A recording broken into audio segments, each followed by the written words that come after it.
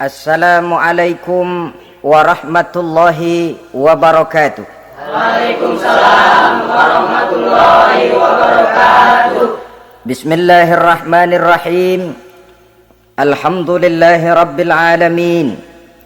Wassalatu wassalamu ala ashrafil anbiya'i wal mursalin Sayyidina wa maulana Muhammadin wa ala alihi wa ashabihil mujahidin at-tahirin, amma ba'du.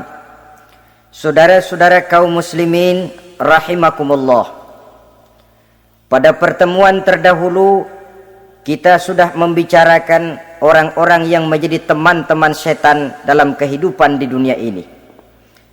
Maka pada pertemuan kali ini kita akan membicarakan tentang siapa yang menjadi musuh-musuh setan di dalam kehidupan. Dengan satu catatan, berbahagialah mereka yang menjadi musuh-musuh setan, tetapi celakalah mereka yang menjadi teman-teman setan. Bagaimanapun juga di dalam kehidupan ini, apabila orang telah memproklamirkan bendera permusuhan kepada kita, maka kita tentu seharusnya bersikap waspada dan mawas diri. Demikian juga iblis dan seluruh bala tentaranya yang terdiri daripada setan-setan. Mereka telah mengibarkan bendera permusuhan kepada Nabi Adam dan anak cucunya, kepada kita umat Rasulullah sallallahu alaihi wasallam. Akan sengsara dan celaka jika kepada iblis dan setan yang telah nyata-nyata mengibarkan bendera permusuhan itu kita mengadakan toleransi, mengadakan kerjasama, dan menjadi budak yang memperturutkan kemauan daripada iblis dan setan. Siapa yang menjadi musuh-musuh setan dalam kehidupan ini? Inilah pertanyaan berikutnya yang diajukan oleh baginda Rasul kepada iblis.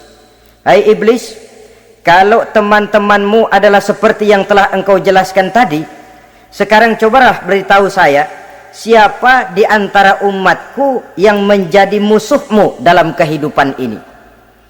Atas pertanyaan ini iblis laknatullah menjawab, ya Rasul, musuh-musuhku di antara umatmu, pertama anta ya Muhammad. Musuhku yang pertama adalah engkau wahai Muhammad. Kenapa iblis mencatat Nabi Muhammad sebagai tokoh nomor satu dalam deretan musuh-musuhnya?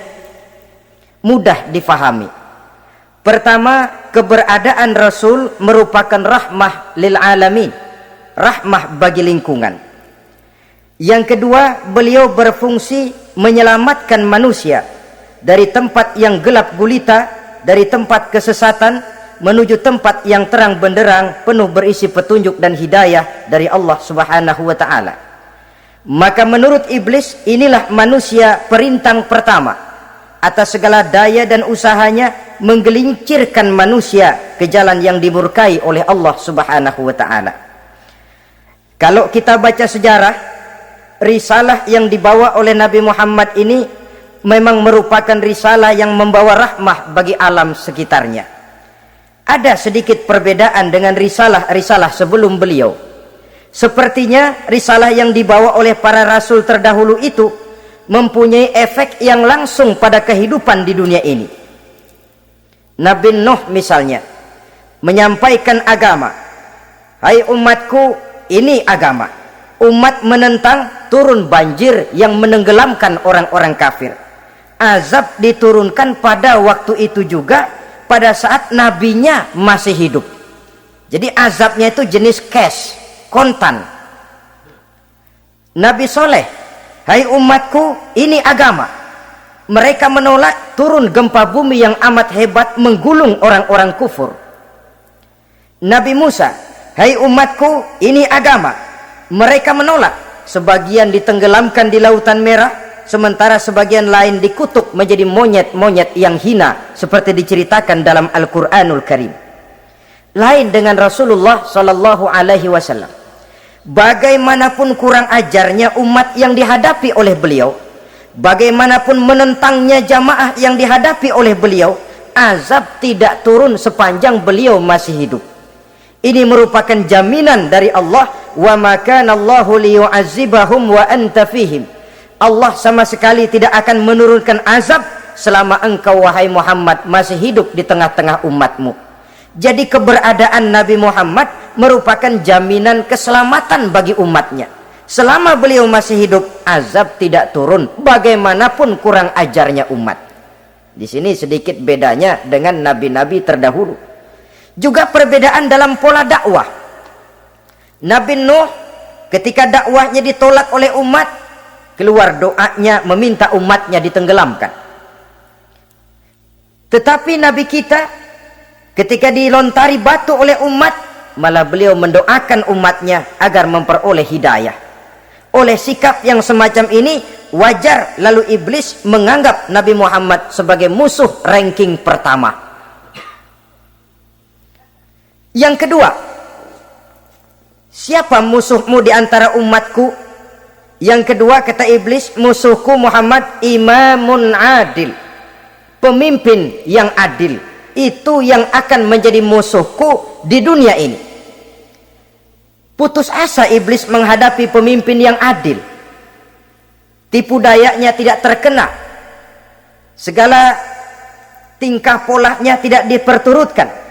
Imam yang adil, pemimpin yang adil merupakan musuh daripada iblis laknatullah alaih. Apa sebabnya? Karena pemimpin yang adil mempunyai dampak dalam kehidupan di dunia ini. Melindungi orang banyak, menenteramkan orang banyak. Makin aman, tentram, tenang situasi dan kondisi, makin mudah orang melaksanakan ibadah. Makin tekun orang melaksanakan ibadah, makin dekat dia dengan Allah. Makin dekat manusia dengan Allah, makin jauh dia dari iblis. Sebab dua hal ini selalu kontradiktif. Jika kita jauh dari Allah, tentu dekat dengan iblis. Jika kita jauh dari iblis, harus dekat tentu dengan Allah, dan begitu selanjutnya. Dalam kaitannya dengan kehidupan kita sekarang, saudara-saudara, disinilah perlunya mempersiapkan manusia. Membangun manusia itu jauh lebih sulit daripada membangun jembatan. Membangun manusia itu lebih sulit daripada membangun gedung-gedung bertingkat. Termasuk membangun dan mempersiapkan calon-calon pemimpin yang adil di masa yang akan datang. Membangun jembatan penting, tapi lebih penting daripada membangun jembatan adalah membangun manusia yang bikin jembatan. Sebab kalau manusia yang bikin jembatan tidak dibangun lebih dahulu, saya khawatir jembatannya nanti habis dimakan oleh yang bangun jembatan. Mengaspal jalan raya penting. Lebih penting dari mengaspal jalan raya, membangun manusia yang mengaspal jalan itu. Sebab kalau manusia yang mengaspal jalan bermental rusak dan bejat, saya khawatir jalan belum selesai, aspalnya habis dimakan oleh yang ngaspal. Inilah pentingnya membangun manusia pembangunan. Semua tugas-tugas besar, semua pekerjaan-pekerjaan yang baik harus berangkat dari niat yang baik, berangkat dari hati yang bersih. Siapapun adanya kita, apapun profesi kita. Yang jadi kiai, marilah berangkat dari niat yang bersih. Yang jadi mubalik, marilah berangkat dari niat yang bersih. Niatnya itu mau menghidupkan Islam atau mau cari hidup jual Islam. Kalau mau menghidupkan Islam, mari sama-sama kita berjuang. Tapi kalau mau cari hidup untuk dengan menjual Islam, minggir saja daripada nanti bikin malu. Yang mengurus masjid, mari berangkat dari niat yang bersih. Ngurus masjid itu niatnya mau menghidupkan masjid atau mau cari hidup di dalam masjid. Kalau mau menghidupkan masjid, mari. Tapi kalau mau mencari hidup di dalam masjid, tolong minggir saja daripada nanti bikin aib. Yang jadi orang alim, mari berangkat dari niat yang bersih. Jangan memperjualbelikan fatwa, yang halal dikatakan haram, yang haram jadi samar-samar, nanti membingungkan umat. Berangkat dari niat yang bersih, membangun manusia pembangunan. Ini barangkali istilah yang lebih kena. Saudara-saudara kaum muslimin rahimakumullah, setiap kita pada hakikatnya punya bakat. Secara fitrah yang kita bawa, bakat apapun kita ini punya. Saudara punya bakat jadi pemimpin, saudara pun punya bakat jadi pengkhianat. Saudara punya bakat jadi orang soleh, saudara juga punya bakat jadi orang salah. Saudara punya bakat jadi orang besar, saudara pun punya bakat jadi orang hina. Seluruh bakat ada di dalam diri kita. Tinggal nanti pertumbuhannya mana yang lebih subur. Saudara punya sifat berani, saudara pun punya sifat takut. Seberani-beraninya orang mesti ada sifat takutnya. Nanti mana yang tumbuh lebih subur? Kalau takutnya tumbuh lebih subur, dia akan jadi orang penakut. Kalau beraninya yang tumbuh lebih subur, dipupuk oleh lingkungan, pendidikan dan sebagainya, dia akan tumbuh jadi orang pemberani. Oleh karena itu, agama merupakan lingkungan yang subur untuk menumbuhkan benih-benih yang baik yang kita bawa bersamaan dengan lahirnya kita ke alam dunia ini. Setiap kita, saya, saudara, punya bakat jadi pemimpin, punya bakat jadi pengkhianat, punya bakat jadi pengabdi, punya bakat jadi koruptor, punya bakat jadi pemelihara, punya bakat jadi perusak. Tinggal nanti lingkungan pendidikan yang menumbuhkan mana yang tumbuh lebih subur. Kalau lingkungan saudara lingkungan maling, maka sifat pengkhianat akan tumbuh lebih subur. Kalau nanti saudara jadi pemimpin, insya Allah korupsi. Lingkungan yang menumbuhkan sifat mengabdi, sifat berbuat tanpa pamrih, dikalahkan oleh sifat pengkhianat dan korupsi itu yang dibentuk oleh lingkungan, pendidikan, pengalaman dan sebagainya. Oleh karena itu, secara dini agama menanamkan, menyuburkan fitrah-fitrah yang baik yang kita bawa bersamaan dengan hadirnya kita dalam kehidupan ini. Sebab itu seorang penyair bernama Syauqi mengatakan dalam sebaik syairnya, waladatka ummuka ya ibna adam bakian wan nasu haulaka yadhakuna surura. Hai manusia, pada saat kamu dilahirkan kamu menangis dan orang lain di sekelilingmu ketawa. Kakek senyum dapat cucu baru, paman gembira dapat keponakan baru, sementara kita yang lahir menangis. Betul apa benar? Apa ada saudara yang begitu dilahirkan terus nyengir? Saya kira kabur dukunnya itu. Setiap kamu hai manusia lahir dalam keadaan menangis, orang sekelilingmu tertawa.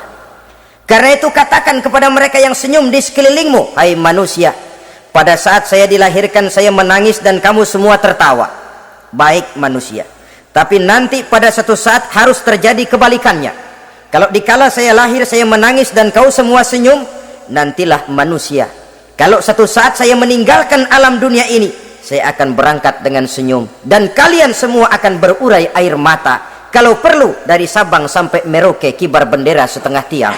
Kalau perlu, jangan terbalik, kita mati melotot orang malah gembira, karena hidup selalu membawa sifat-sifat yang merusak.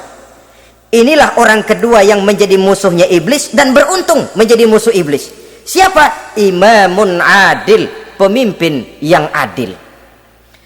Saudara-saudara kaum muslimin rahimakumullah.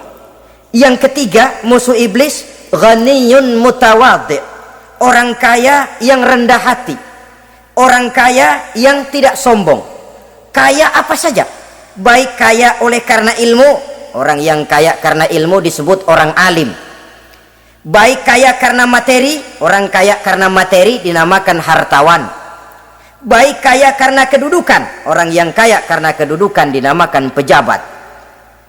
Orang kaya yang rendah hati itu musuh iblis. Beruntung dia menjadi musuh iblis. Iblis tidak senang ada orang kaya tidak sombong, tapi iblis paling senang kalau ada orang kaya sombong. Lebih senang lagi iblis kalau ada orang miskin sombong. Masya Allah, orang kaya sombong, walaupun iblis senang, orang masih bilang pantas saja dia sombong, kaya apaan aja punya. Udah miskin sombong, kira-kira yang disombongin apaan? Dalam segala bentuknya sombong ini Allah tidak senang, tapi iblis senang. Kenapa? Karena sponsor sombong iblis. Kan yang pertama kali sombong iblis toh. Ketika disuruh sujud kepada Nabi Adam, dia nggak mau. Ini kesombongan pertama yang terjadi dalam sejarah. Ketika ditanya kenapa kau tidak mau sujud iblis, saya kan dibikin dari api, Adam dari tanah, I am the best. Saya lebih hebat daripada iblis, daripada Adam. Adam baru kemarin dibikin, saya sudah lama. Kata Allah, kamu sombong iblis, ini surga bukan tempat orang sombong, keluar. Terusir dia dari surga. Jadi kesombongan pertama adalah kesombongan yang dilakukan oleh iblis, dan dia tanamkan itu kepada kita supaya jadi orang sombong. Karena itu sombong ilmu Allah nggak senang, tapi iblis senang. Mentang-mentang ada ilmunya, nih satu-satunya ustadz di sini ya, semua mesti ngaji sama gue. Kalau nggak ngaji sama gue, Islamnya kurang tapi bener. Sombong karena ilmu, sombong karena pangkat. Mentang-mentang pakai bintang di pundak, jalan pundak duluan. Yang wajar saja hidup ini. Sombong harta pun begitu. Kaum muslimin rahimakumullah, orang kaya yang rendah hati dimusuhi oleh iblis, tapi dicintai Allah, dicintai Rasul, dicintai malaikat. Caranya bagaimana? Kembali kepada satu kesadaran bahwa pada saat terlahir ke alam dunia ini tidak ada yang pernah kita bawa. Kalau sekarang kita punya rumah, punya kebun, punya kendaraan, punya pabrik, punya segala macam benda, apa itu? Titipan. Pada suatu saat akan diambil kembali oleh yang menitipnya. Kalau titipan itu pandai kita jaga, pandai kita syukuri, titipan akan makin banyak. Sama juga kita dalam kehidupan.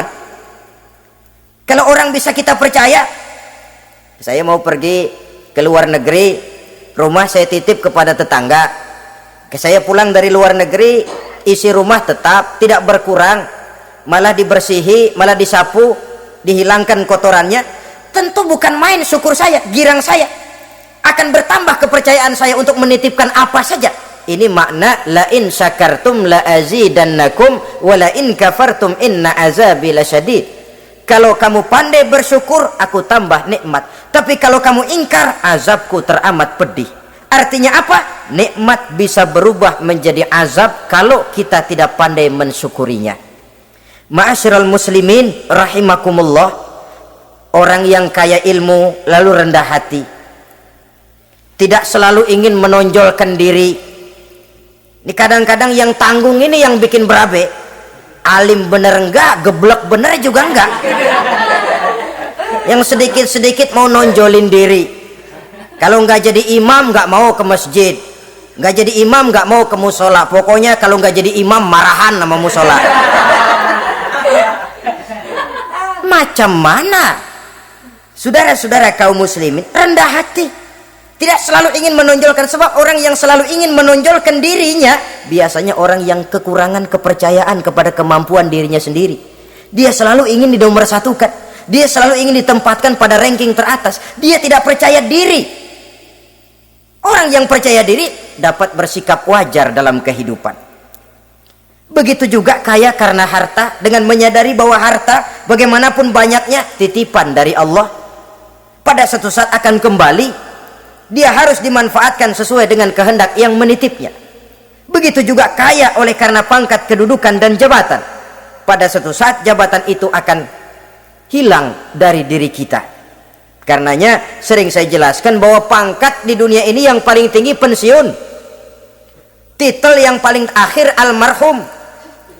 Saudara setuju atau tidak, titel itu akan saudara dapat. Bagaimanapun kita cinta kepada pangkat, kedudukan, entoh pada akhirnya satu saat akan sampai kepada posisi yang namanya pensiun.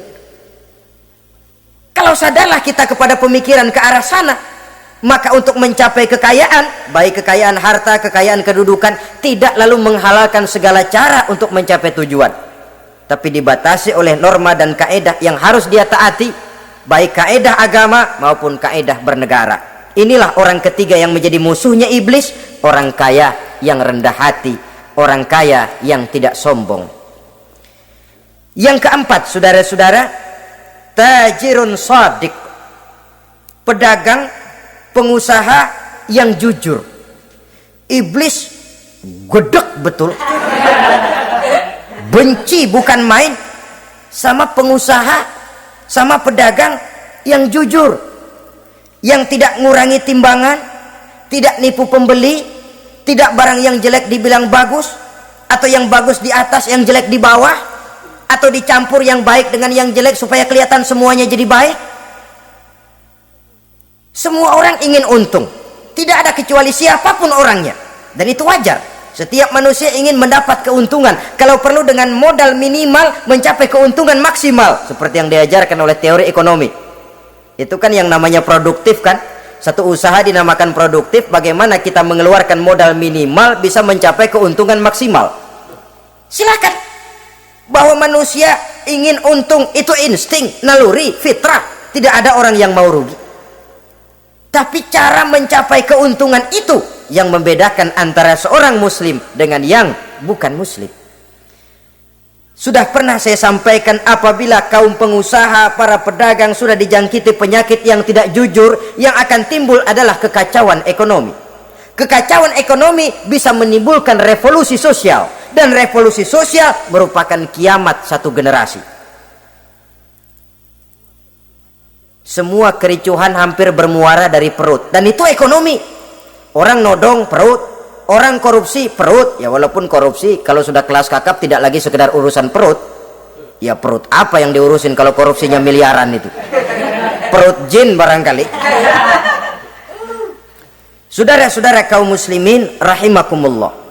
Oleh karena itu, pedagang yang jujur, pengusaha yang jujur, ini merupakan musuh iblis. Iblis tidak senang kalau ada pengusaha yang jujur.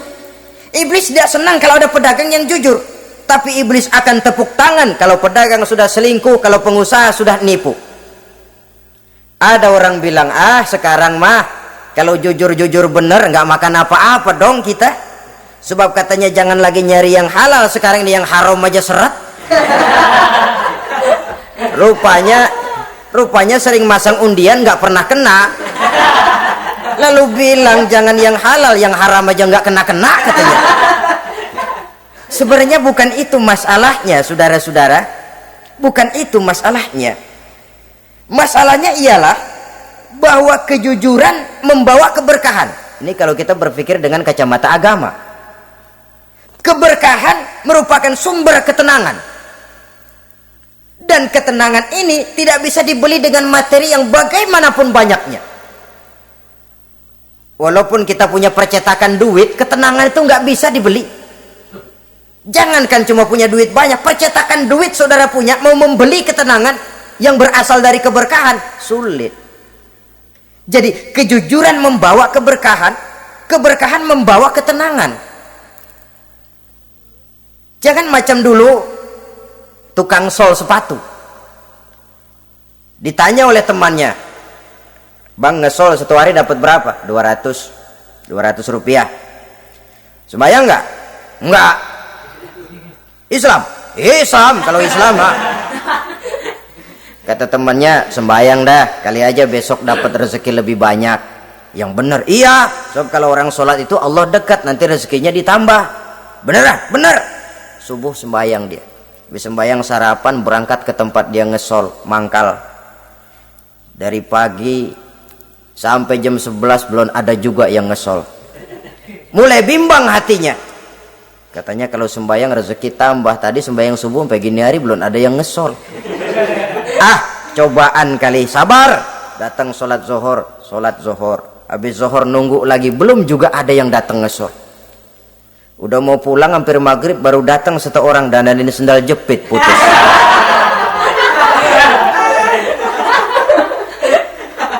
Sudah bayar 25 rupiah, pulang dia si tukang sol ini, ketemu sama temennya yang nyuruh sholat tadi. Ditanya, bagaimana penghasilan ini hari? Apa dijawab? Gua kapok deh sembahyang.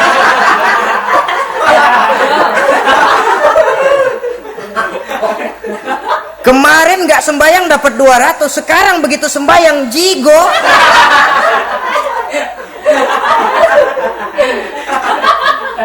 Dia tidak sadar bahwa dengan dari kacamata agama, 25 rupiah yang membawa berkah jauh lebih baik ketimbang 200 uang panas.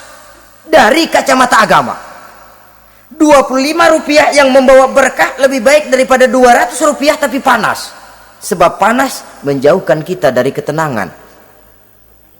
Itulah sebabnya maka pedagang yang jujur, pengusaha yang jujur menjadi musuh setan dan beruntung.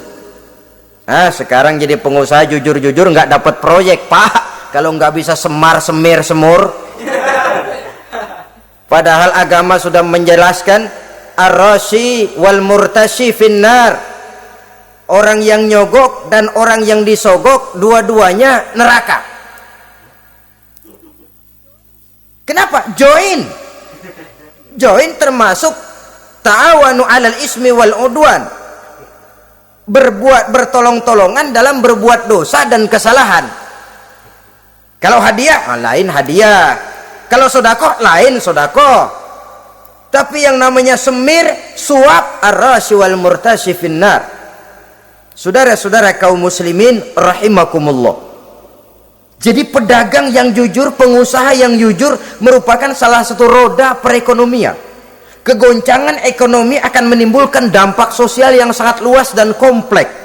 Yang pada giliran puncaknya, dampak paling negatifnya, dia sanggup menggerakkan terjadinya revolusi sosial. Bukankah sebagian besar gerak hidup manusia dimotivasi oleh keinginan untuk mempertahankan kelangsungan hidup? Dan kelangsungan hidup artinya mulut. Mulut itu artinya perut, dan itu artinya makan. Setelah itu mungkin baru pangan, baru sandang, baru dia berpikir pakaian dan sebagainya. Jadi karena dia merupakan penggerak roda ekonomi, pedagang yang jujur, pengusaha yang jujur mutlak diperlukan dalam kehidupan ini. Sebab sekali lagi, kejujuran akan membawa keberkahan, keberkahan memberikan ketenangan dalam kehidupan. Oleh karenanya kita umat Islam, biarin duit kita banyak, asal berkah. Itu tentu idealnya. Ketimbang dikit tidak berkah, lebih baik ia banyak, ia berkah. Dan keberkahan itu datang lewat kejujuran. Kejujuran ini sudah dicontohkan oleh Rasul pada saat beliau berniaga ke negeri Syam. Dikala berumur 9 tahun, bahkan dikala berumur 25 tahun, seketika membawa dagangan Sayyidatuna Khadijah yang kelak jadi istri beliau. Saudara-saudara, kita maklum bahwa solat merupakan sarana yang paling efektif untuk mendekatkan manusia kepada Allah. Makin dekat manusia dengan Allah, makin tidak senang iblis dan setan. Karena itu segala macam cara mereka berusaha mengaduk-ngaduk solat kita. Dan sesungguhnya, jikalau kita mengerjakan solat, itu kan targetnya cuma 2. Pertama, agar solat kita itu sah. Yang kedua, agar solat kita itu qabul, yakni diterima oleh Allah. Kalau soal sah dan tidak, ukurannya gampang. Saya kalau ditanya orang, Pak, solat saya sah atau tidak, saya bisa jawab, saudara, solatnya syarat rukunnya cukup apa tidak? Cukup, sah. Itu kalau perkara sah. Tapi kalau sudah perkara qabul, Pak, solat saya diterima atau tidak oleh Allah, ini saya tidak bisa jawab. Kenapa? Soal qabul mencakup masalah batin. Cuma ukuran logikanya, kalau syarat rukun cukup, insya Allah qabul. Saudara-saudara kaum muslimin rahimakumullah. Oleh karenanya, pada saat kita sholat, iblis, setan datang dari segala macam penjuru supaya kita kehilangan rasa khusyuk. Apalagi kalau kita jadi imam, yang gerak kita, bacaan kita dilihat, didengar, disaksikan oleh orang banyak, digodanya gerakan kita, dibolak-baliknya hati kita, supaya di dalam sholat itu banyak yang kita ingat, hal-hal yang tidak ada hubungannya dengan sholat. Kadang-kadang belum sholat kita ribut nyari pulpen, nggak ketemu, begitu takbir ingat pulpen di atas lemari, mulai goncang lagi niat kita sholat. Kadang-kadang kalau hati tidak bisa dipermainkan, iblis berbisik lagi, gerakan kita dalam sholat tidak mencerminkan kekhusyuan. Kalau gerak juga ternyata masih bisa khusyuk, bacaan kita dibuatnya kita seperti dikejar-kejar waktu. Sholat isya misalnya, dengan cara kilat khusus, super singkat. Saya katakan tadi, apalagi kalau kita jadi imam, iblis mudah mendatangkan penyakit riya. Karena mengimami orang banyak, Lalu supaya dikira alim, dibuatlah sholatnya itu mantep-mantep. Surahnya dicari yang panjang-panjang, paling pendek sabihis sama wadduha. Tapi kalau sudah sholat sendirian, cukup inna a'toinakal kautsar sama kul huwallahu ahad. Kayaknya khusyuk bukan main. Kalau imam bahasanya dipaseh-pasehin kayak orang 16 tahun di Mekah. Usolli fardhol maghribi salasa rakaatin. Saudara-saudara kaum muslimin yang berbahagia, oleh karena sholat merupakan sarana yang paling efektif untuk mendekatkan diri dengan Allah, maka orang yang khusyuk di dalam sholatnya merupakan musuh utama daripada iblis. Sekarang bagaimana bisa khusyuk caranya?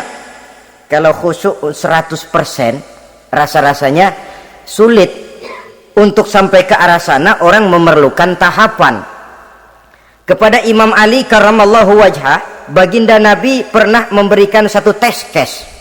Ali, saya ya Rasul, kalau kau bisa sholat 2 rakaat saja dengan khusyuk, aku kasih hadiah sorban.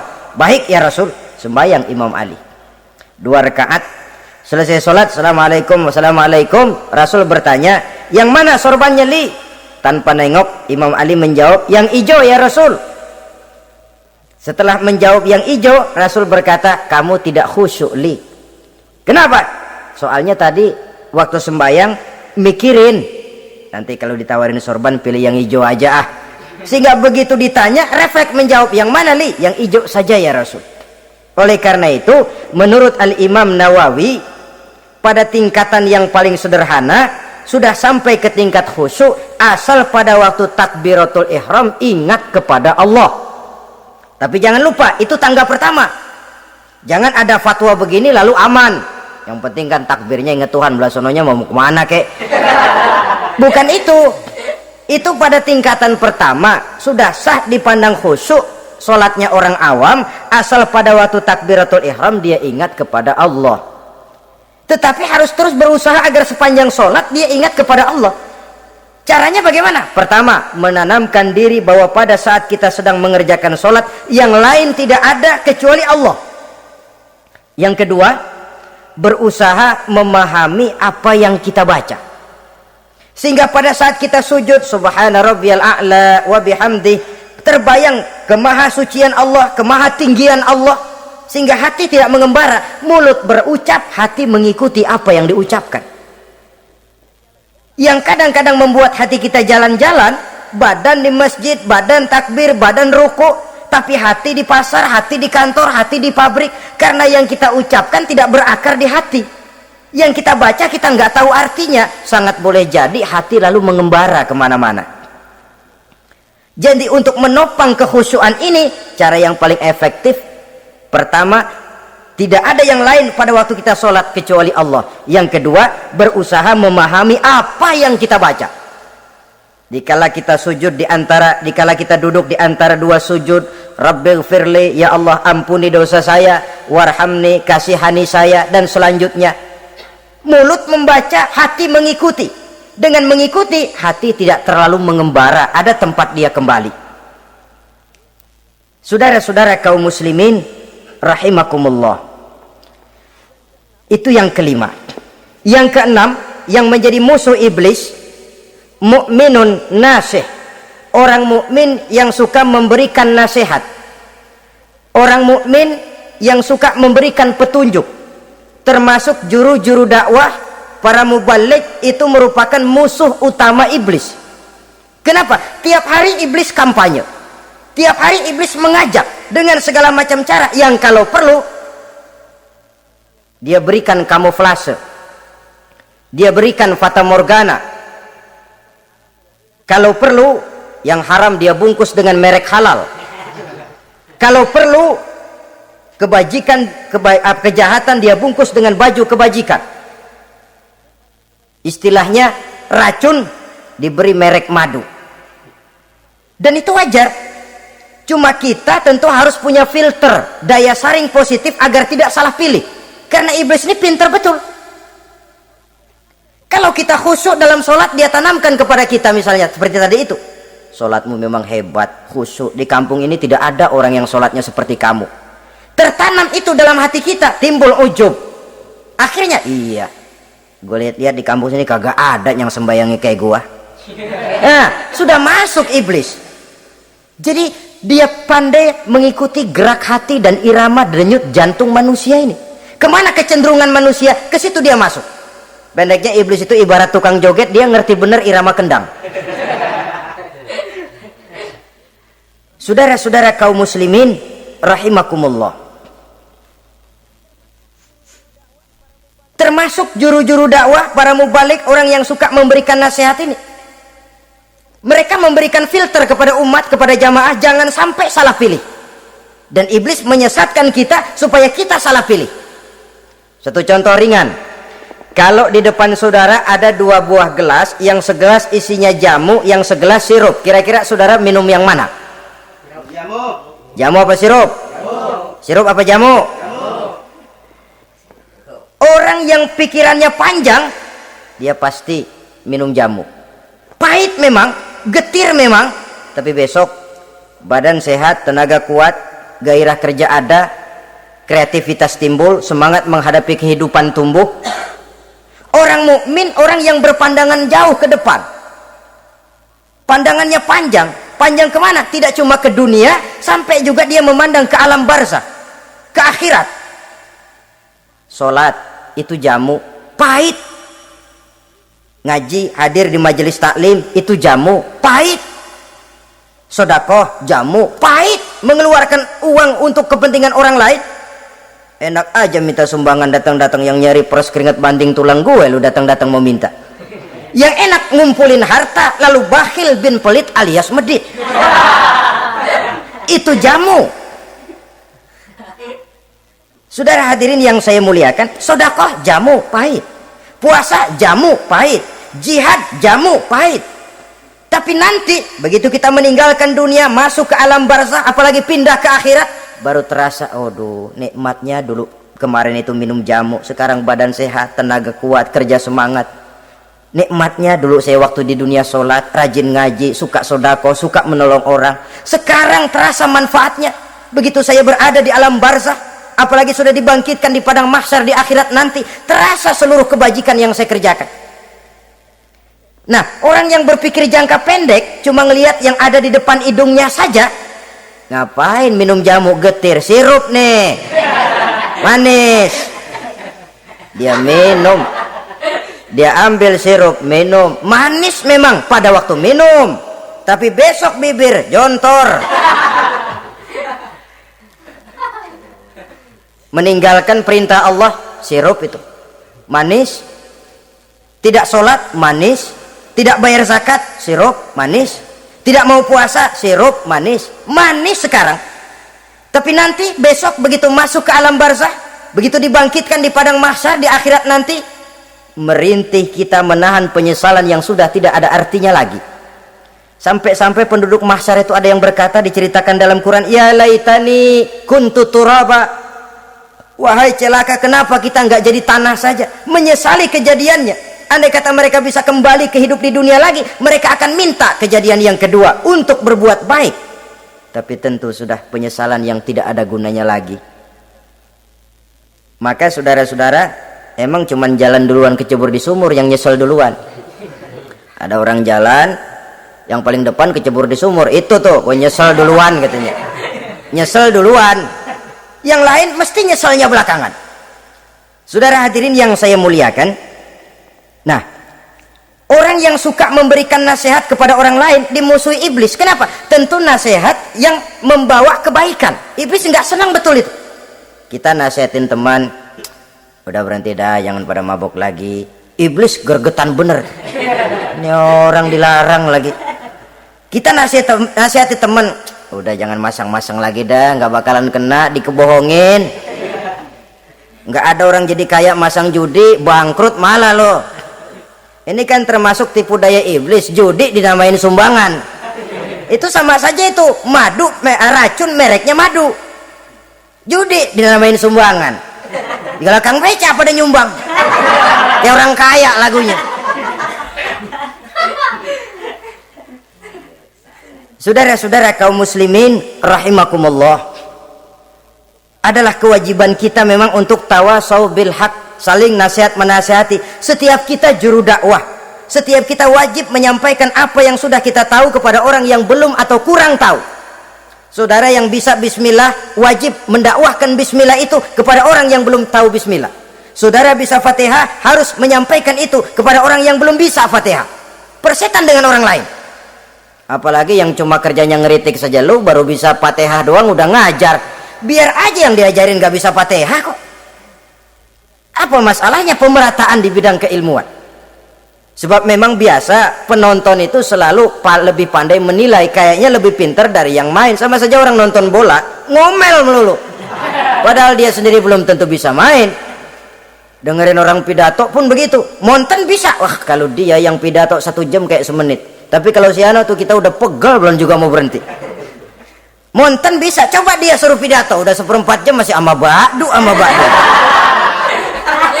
Apa mau dibilang ama ba'du? Yang ketujuh, yang menjadi musuhnya iblis, taibun sabitun ala taubatihi, orang yang bertaubat dan tetap di atas taubatnya. Secara jujur, tidak ada manusia yang tidak punya salah. Dan orang yang baik memang bukan orang yang tidak punya salah, karena tidak ada orang yang tidak punya salah. Orang yang baik adalah orang yang apabila melakukan kesalahan dia segera sadar, dijadikannya itu sebagai pelajaran untuk tidak diulanginya lagi pada masa yang akan datang. Biasanya kita menghakimi orang pintar, kita nggak merasa bahwa kita juga punya kesalahan. Kalau kita ngelihat maling ayam kita teriak, padahal kita nyolong kambing. Lebih besar dari si maling ayam, merasa diri lebih benar dari yang lain, padahal kita lebih kotor dan lebih jelek. Hilang sifat introspeksinya. Yang kita musuhi, yang kita caci maki, tahu-tahu kita sendiri yang melakukannya.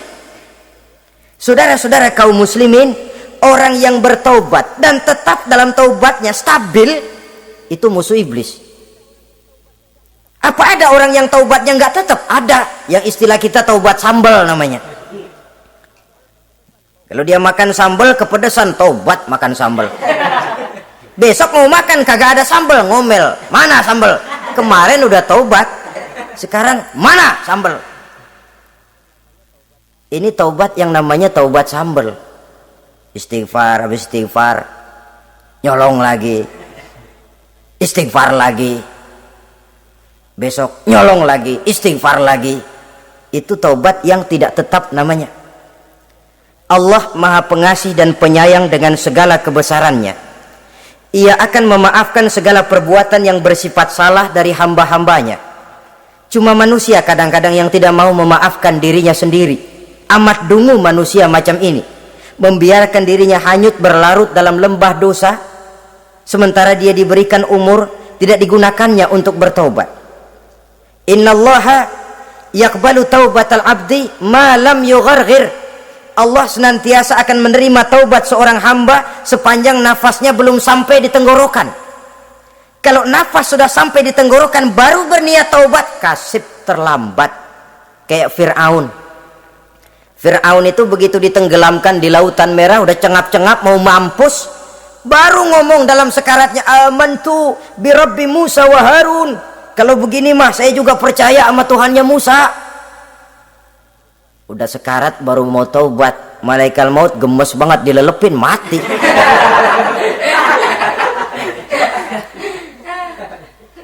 Nah, kepada adik-adik remaja, biasanya kalau sudah bicara taubat, pikiran kita, taubat mah urusan 70 tahun ke atas, kita masih lama ini. Sebenarnya tidak. Masalah taubat adalah masalah salah dan dosa. Masalah salah dan dosa adalah masalah manusia. Sejak dia akil balik sampai ajal datang merenggut nyawa. Hidup ini tidak selalu berjalan mulus. Hidup ini tidak selalu berjalan di atas kertas putih. Kadang kita tersilap, kadang kita tersalah. Kadang situasi dan kondisi menyebabkan kita berbuat lain dari yang seharusnya. Itu kehidupan. Silih berganti. Oleh karenanya pesan Nabi, wa'at bi'i sayyi'atal hasanah, perbuatan salah ikuti dengan kebajikan, dosa iringi dengan taubat. Jangan nunggu, saya untuk taubat takut nanti bikin lagi. Nah, ini namanya punya harapan mau bikin lagi. Nanti aja dah kalau tua-tuaan. Saudara, kalau dosa itu ditumpuk, itu sama saja kotoran yang menodai hati.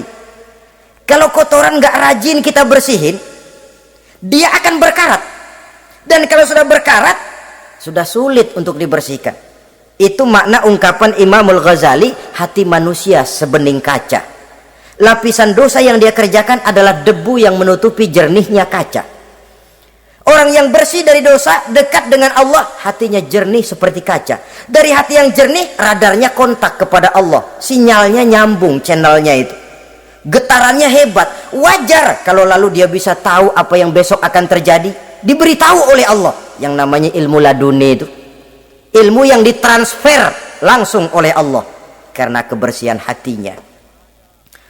Mana ada orang nggak belajar bisa pinter. Iya, kalau hatinya butek emang nggak ada. Tapi kalau Allah mau berberangkat dari hati yang bersih, yang kontaknya nyambung kepada Allah, hati itu seperti kaca, kata Imam Ghazali. Dosa yang kita lakukan adalah debu.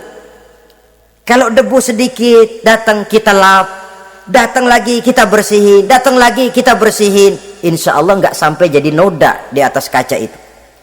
Tapi kalau nunggu debu itu sampai bertumpuk, besok aja ngelapnya dah, besok aja ngebersihinnya, bertumpuk dia, sulit membersihkannya. Walaupun kena, nodanya tentu tertinggal di atas kaca itu.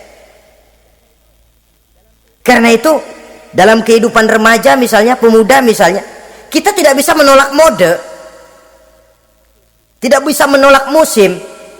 Modenya disco, modenya breakdance, modenya joget, modenya jaipongan, mode pada waktunya habis, ya habis. Tapi bagaimanapun dia akan punya dampak, memberikan bekas dalam membentuk kepribadian.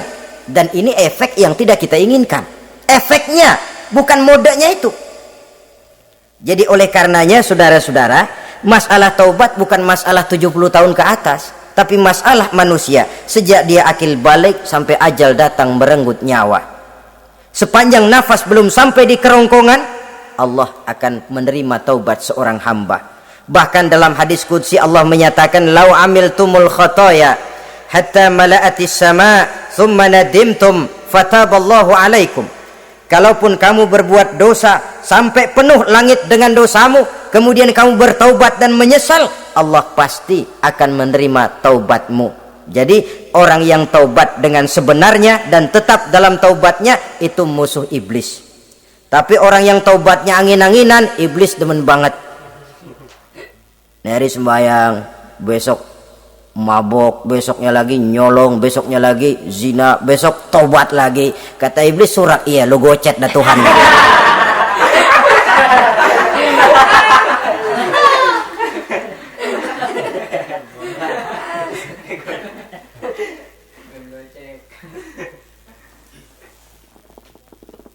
Selanjutnya yang ke-8, musuh iblis, musuh setan, mukminun yudawi mu'alat taharah. Orang mukmin yang membiasakan diri selalu dalam keadaan bersuci, baik dari hadas kecil, lebih-lebih dari hadas besar. Wudu utamanya memang untuk sholat, tapi membiasakan wudu dalam kehidupan sangat baik sekali. Mau ke kantor wudu dulu, mau ke pasar wudu dulu, mau ngajar wudu dulu. Apa sebabnya? Karena dalam keadaan suci, orang ada sikap memelihara kesuciannya. Kalau kita naik PPD pagi-pagi gelantungan, kalau punya wudu, hati-hati, kesenggol perempuan juga sayang sama wudu. Tapi kalau nggak punya wudu, jangan kesenggol, kita nyeruduk. Ada semacam sikap apik di dalam kehidupan ini. Karena itu biasakan wudu untuk menjaga kebersihan diri, kebersihan zahir, kebersihan batin, belum lagi kemanfaatan di akhirat.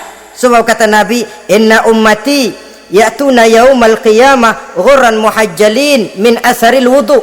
Umatku di akhirat nanti akan datang menghadap Allah dengan muka berseri-seri, bersinar-sinar dari sebab sering wudu. Sehingga tidak usah mengaku pun Rasul akan memanggil karena muka yang sering tersentuh air wudu ini. Mu'minun yudawimu alat toharah. Orang mukmin yang selalu membiasakan diri berada dalam keadaan suci, berwudu. Kita lihat ajaran wudu ya, dari sejak bacaan-bacaannya saja itu sudah membawa manfaat.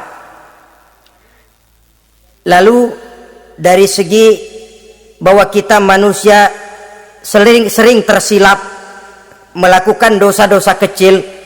Dosa-dosa kecil itu oleh air wudhu dia rontok. Tangan kita suka colak-colek pada saat membasuh dua tangan. Allahumma inni as'alukal yumna wal barakah wa a'udzubika minasyu'mi wal halakah. Dosa yang ada di tangan itu rontok. Mata kita suka pelotot-pelotot, nggak karu-karuan pada saat membasuh muka. Nawaitu raf'al hadasil asghar. Dosa yang ada di mata rontok. Dari segi pembersihan batin, belum lagi dari segi pembersihan zahir. Sehari semalam kalau 5 kali saja kita terkena air wudhu, itu sudah menjaga kesehatan dan kebersihan. Saudara-saudara kaum muslimin rahimakumullah. Yang ke-9, orang yang menjadi musuh iblis yaitu mutawarra'un anil haram, orang yang memelihara diri dari yang diharamkan oleh Allah. Terpelihara dirinya, terpelihara yang dimakannya, yang diminumnya dari jenis-jenis yang haram, baik sedikit maupun banyak. Jangan cuma teriak haram waktu sedikit tapi giliran banyak halal. Sama saja orang dikasih tahu, itu ada cerita anak-anak, Pak Haji punya anak main judi, dikasih tahu, Pak, anak bapak main judi, astagfirullah katanya, tapi menang Pak, alhamdulillah. Ini kan sama saja, giliran sedikit dibilang haram karena dia nggak dapat jatah, begitu dapat banyak dan dia kecipratan jadi halal. Yang sedikit halal haram, banyaknya pun juga haram. Yang banyaknya haram, sedikitnya juga haram. Ada orang bilang minuman keras kalau nggak mabokkan nggak haram. Yang memabokkan banyaknya, sedikitnya tetap saja haram. Ma askaro kasiruhu faqaliluhu haramun. Apa yang banyak menyebabkan jadi mabuk, sedikitnya pun juga haram. Saudara-saudara kaum muslimin, yang ke-10 yang terakhir, musuh daripada iblis ialah mukminun rahimun, orang mukmin yang berhati pengasih, orang mukmin yang suka menyambung silaturahmi, orang mukmin yang tidak suka bertengkar, orang mukmin yang tidak suka marah-marahan, kalaupun terpaksa marah tidak lebih daripada 3 hari. Jadi boleh saja marah kalau alasannya tepat, tapi nggak lebih dari 3 hari. Kalau perlu bikin perjanjian, kita marah ya 3 hari. Itu limit. Tidak halal kata Nabi bagi seorang muslim menjauhi saudaranya lebih dari 3 hari. Tidak halal itu artinya haram. Kita ini kadang-kadang kalau sudah marahan sama tetangga kah, sama teman kah, kadang-kadang suka berlaku perpanjangan waktu. Tidak cukup perpanjangan waktu, ditambah lagi perpanjangan generasi. Nggak cukup kita yang marah, orang lain kita sundut-sundut supaya ngikut marah lagi. Marah pakai ngundang. Kayak mafia lagunya, udah dia marah, orang lain lagi disuruh marah. Saudara hadirin yang saya muliakan, mukmin yang punya sifat belas kasih, berhati jernih, itu musuh utama dari iblis. Tapi mukmin yang suka marah-marahan, tukang hasut dan tukang bakar, itu teman-teman iblis. Oleh karena itu, mudah-mudahan kita semua menjadi musuh iblis, dan jangan menjadi musuh iblis, jangan menjadi teman iblis. Sebab iblis sudah kadang memproklamirkan permusuhan. Sekali dia musuh kita, selamanya dia akan tetap menjadi musuh kita. Berusahalah untuk menjadi musuh iblis dan jangan sekali-kali toleransi, jangan berusaha menjadi teman iblis. Inilah yang kita bicarakan pada pertemuan ini. Mudah-mudahan ada manfaatnya. Terima kasih atas segala perhatian, mohon maaf atas segala kekurangan. Wassalamualaikum warahmatullahi wabarakatuh. Waalaikumsalam